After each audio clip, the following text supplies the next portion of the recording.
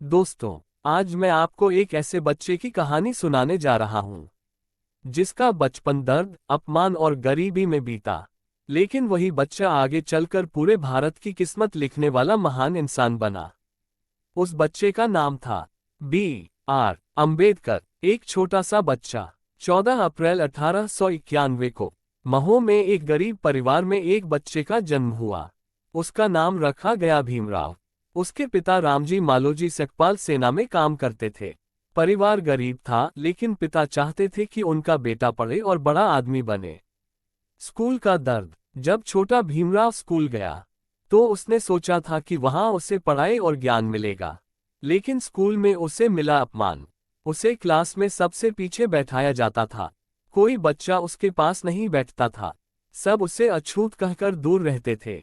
एक दिन भीमराव को बहुत प्यास लगी, लेकिन स्कूल में कोई उसे पानी देने को तैयार नहीं था। वह छोटा सा बच्चा पूरा दिन प्यासा बैठा रहा।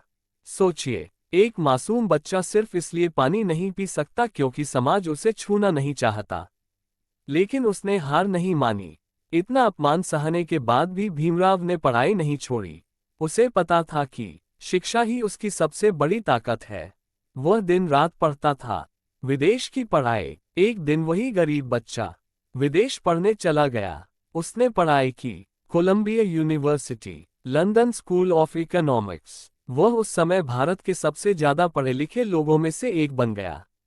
गरीबों के लिए लड़ाई। भारत लौटकर भीमराव ने देखा कि आज भी गरीब और दलित लोग अपमान और अन्याय झेल रहे हैं। तब उन्होंने फैसला किया कि अब वह सिर्फ अपने लिए नहीं, पूरे समाज के लिए लड़ेंगे। भारत का संविधान। 1947 में जब भारत आजाद हुआ तो देश को एक नए संविधान की जरूरत थी। तब उसी छोटे से गरीब बच्चे को संविधान बनाने की जिम्मेदारी दी गई और उसने ऐसा संविधान बनाया जिसमें लिखा गया, हर इंसान बराबर है। आज वही बच्चा भारत के संविधान का निर्माता कहलाता है। अंत। 6 दिसंबर 1956 को न्यू दिल्ली में डॉक्टर अंबेडकर का निधन हो गया।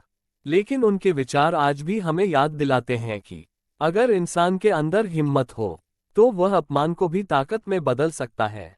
अंतिम संदेश। डॉक्टर अंबेडकर हमेशा कहते थे, शिक्षित बनो, संगठित रहो और संघर्ष करो।